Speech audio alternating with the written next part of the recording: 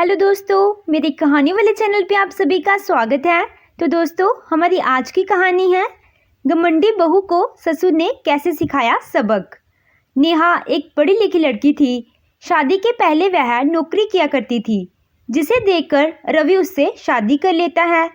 शादी के कुछ दिन बाद रवि की मम्मी रवि से कहती है, रवि, तुमने नेहा से शादी क्योंकि यह तुम्हारे लायक तो बिल्कुल भी नहीं है। यह इतनी घमंडी है। माँ, मैं कौन सा हीरो हूँ? वैसे भी वह पढ़ी लिखी है, नौकरी करती है, तो घर चलाने में भी थोड़ी मदद मिल जाएगी। हाँ, यह तो सही बात है।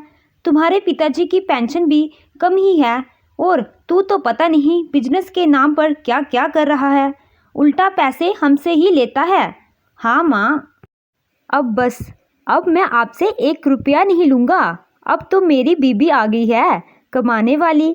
सब कुछ ठीक चल रहा था। नेहा ऑफिस जाती, पैसे कमाती और घर के खर्चे में मदद करती। वह घर के एक भी काम को हाथ नहीं लगाती। सारा काम रवि की मम्मी पर आ चुका था।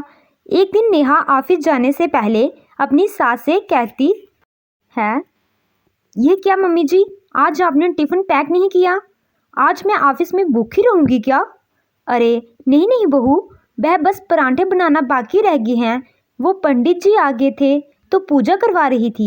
हाँ वो तो ठीक है, लेकिन अब तो बना दो। हाँ बहू, अभी बना देती हूँ। सास बेचारी घर का सारा काम करती, लेकिन बहू को फिर भी चैन नहीं पड़ता। थोड़ी देर के बाद, आज मैं क्या पहनूं मम्मी जी? ना ही मेरे कपड़े कोई प्रेस है और ना ही मेरी कोई साड़ी धुली हुई है, तो आज मैं क्या पहनकर जाऊं ऑफिस? मम्मी जी, आप सारा दिन घर पर बैठकर क्या करती रहती हैं? आप कोई तो काम कर लिया करो। अरे बेटा, क्या करूं? कल सारा दिन लाइट ही नहीं थी, तो फिर मशीन ही नहीं लगी, तो मैं कपड़े कैसे धोती? मम्मी जी, हाथ से धोने का भी ऑप्शन होता है। वैसे भी शादी के पहले जब मैं इस घर में मशीन लेकर नहीं आई थी, तो आप हाथ से ही कपड़े धोते थे, याद है ना आपको? हाँ बेटा, पर अब आदत नहीं रही और घुटने भी अब थोड़े कम ही चलते हैं। पैसे लेने होते हैं बहू से, तब तो बहुत चलते हैं। काम के समय ही नहीं चलते मम्मी जी। बहाना बनाना कोई आपसे सीखे।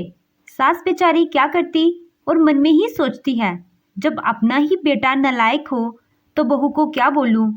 इसके बाद सास बेचारी चुपचाप घर का सारा काम करती है। ऐसे ही कुछ दिन बीत जाते हैं। फिर एक रोज नेहा की सास नेहा से कहती है, क्या बात है नेहा बहू, आज तुम ऑफिस नहीं गई? हाँ वो क्या है ना कि तबीयत ठीक नहीं है। पर हाँ, अब यह मत कहना कि ऑफिस नहीं जा रही हो तो नाश्ता बना दो या फिर घर का ये काम कर दो। मुझसे नहीं होने वाला। कुछ दिन तो अपने आप को रिलैक्स करूं। ऑफिस में काम करते करते वैसे भी थक जाती हूँ। बहू की बात सुनकर सास बिना कुछ कहे ही वहाँ से चली जाती है।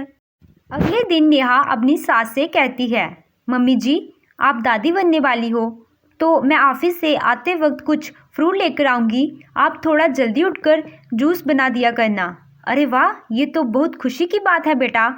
अब क्या था, अब सास बहू का पूरा ध्यान रखती, उसका कमरा ठीक करना, उसकी अलमारी से लेकर उसके खाने पीने तक का सारा ध्यान रखती।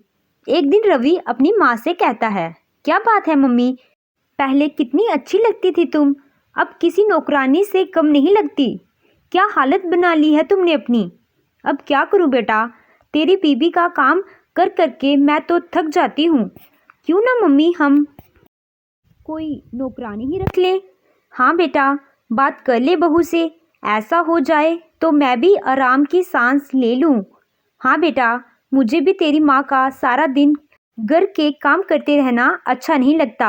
वह कुछ बोलती नहीं है पर अंदर से थक जाती है। हाँ हाँ पापा, मैं करता हूँ आज बात नेहा से।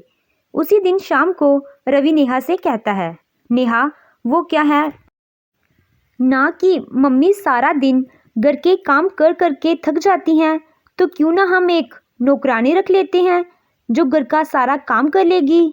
नौकरानी रख लेते हैं जो घर का सारा काम कर लेगी। वाह जी वाह, क्या आइडिया है। और ये सोचा है उसको पैसे कौन देगा? अरे नेहा, तुम कमा रही हो, सारा पैसा तो घर के खर्च में नहीं लग जाता। निकालो ना कुछ नौकरानी के लिए भी। ना ना, मुझे वैसे भी किसी नौकरानी पर भरोसा नहीं है। ना जाने किचन में कैसा काम करे और वो कहाँ से आती है, क्या करती है।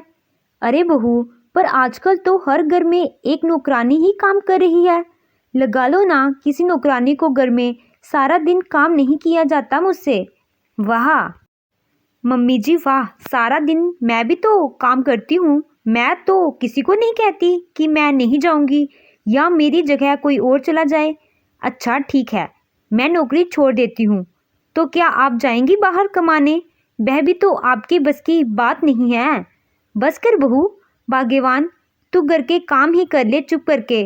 घर पर क्लेश बर्दाश्त नहीं होता मुझसे। ऐसे ही दिन बीते जाते हैं और नेहा को एक बहुत ही प्यारा सा बच्चा होता है। हाय रे, यह तो बिल्कुल रवि की तरह है। रवि भी बचपन में बिल्कुल ऐसा ही दिखता था। अच्छा मम्मी जी, वो सब तो ठीक है।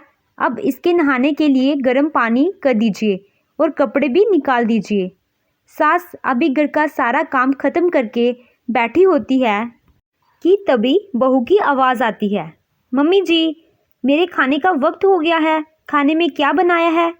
सास बहू को खाना देती है, बच्चे का भी पूरा ख्याल रखती है। फिर एक रोज़ रवि नेहा से कहता है, नेहा, मुन्ना भी 6 महीने का हो गया है, तुम ऑफिस क्यों नहीं जाती? ऑफिस? कैसा ऑफिस? इतने से छोटे से बच्चे को छोड़कर कौन जाता है ऑफिस? अरे तुम ऑफिस नहीं जाओगी तो घर कैसे चलेगा? अरे बहू, हम तो है ना मुन्ना के दादा दादी, और शाम को वैसे भी तुम आ ही जाती हो। हेलो, मैं मुन्ने को सास के भरोसे छोड़कर जाने वालों में से नहीं हूँ। क्यों बहू, क्या हम नहीं पाल सकते मुन्ने को? नहीं, वो बात नहीं है, पर क्या है ना कि बच्चे दादा दादी के पास आकर बिगड़ जाते हैं। ऐसा नहीं है बहू, वो तो बस प्यार होता है दादा दादी का। पर नेहा ने तो जैसे सोच ही रखा था कि वो अपने बच्चे को रवि के मम्मी पापा के पास जाने ही नहीं देगी। फिर एक दिन घर पर एक काली सी पतली सी लड़की आकर खड़ी हो जाती है। अरे तुम कौन हो? मैंने रखा है मम्मी जी, ये कल से मुन्ने को देखेगी। वो क्या है ना कि मैंने कल से हाफ डे के लिए ऑफिस जाना शुरू कर दिया है। बहू की बात सुनकर नेहा के ससुर बोल पड़ते हैं, बहू, कल तक तो तुम्हें नौकरानी पर भरोसा नहीं था, आज तुम अपनी इतनी कीमती चीज़ मुन्ने को नौकरानी के भरोसे छोड़कर जा रही हो। आप जो मर्जी समझे, लेकिन मुझे इस पर भरोसा है कि यह मेरे मुन्ने का अच्छे से ख्याल रखेगी। आप लोगों को बस इस पर ही नज़र रखनी है। और हाँ, भूल जाइएगा, अब मैं घर पर एक भी पैसा दूंगी। वो क्या है ना कि मुन्ने का खर्चा भी काफ़ी ज़्यादा बढ़ गया है। बहू की बात सुनकर ससुर को बहुत ज़्यादा गुस्सा आता है और वह बहू को गुस्से में कहते हैं, तुम निकलो इस घर से, या फिर अपनी सास के साथ मिलकर घर के काम में मदद किया करो। ये कैसी बात कर रहे हैं आप ससुर जी? देख बहू, आज मैं एक बात साफ कह रहा हूँ, क्योंकि आज मुझे बहुत बेइज्जती महसूस हो रही है। तुम उन औरतों में से हो जिन्हें नौकरानी पर तो भरोसा है, लेकिन अपनी सास पर नहीं। अरे तुम्हारे पति को भी इसी ने ही पाला है। अरे रहने दीजिए ना पिताजी। क्यों रहने दे? मेरे लिए तू आज तक अपनी बीवी से कुछ कह नहीं पाया। वो जो बोल रहे हैं वह तो सुन ले। इतने में ससुर फिर से बोलने लगते हैं, मेरी पेंशन मेरे और मेरी पत्नी के लिए बहुत है। इतने पैसों में हम अपनी ज़िंदगी बहुत ही आराम से काट सकते हैं। ससुर जी, इतना पैसों का घमंड? हाँ हाँ बहू, जो मर्जी समझो, अब तुम इस घर में नहीं रह सकती। इसके बाद बहू नौकरानी की तरफ देखती है, जो काली सी, गंदी सी और मन में ही सोचती है, घर छोड़ने का मतलब है कि मुन्ना इस नौकरानी के भरोसे छोड़ना। नहीं नहीं मम्मी जी, मुझे माफ़ कर दीजिए। बस कर, अब माफ़ी मांगना छोड़। कल से सुबह का काम तू और शाम का काम मैं करूँगी। बड़ी आई।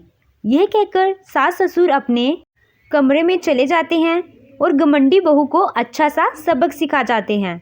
तो दोस्तों, आपको यह कहानी कैसी लगी? कहानी अच्छी लगी हो तो वीडियो को लाइक कीजिएगा। अगर आप मेरे चैनल पे नए हो और अभी तक आपने मेरे चैनल को सब्सक्राइब नहीं किया है तो प्लीज़ सब्सक्राइब कीजिएगा। Thank you.